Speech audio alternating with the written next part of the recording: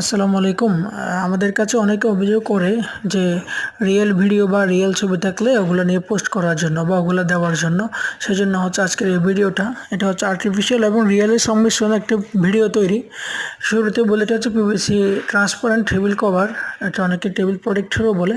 এটা ছবিতে দেখতে পাচ্ছেন, এটা টেবিলের উপর বসাইলে দেখতে কীরকম লুক্রেটিভ দেখায় এগুলো আমি আপনাকে দেখাচ্ছি।